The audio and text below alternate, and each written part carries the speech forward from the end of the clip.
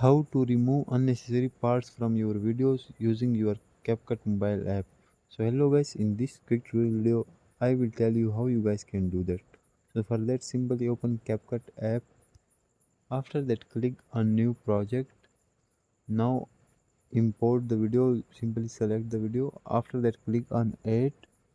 Once you click on add, after that click here, and now match the line from point A, like from where you want to crop the clip.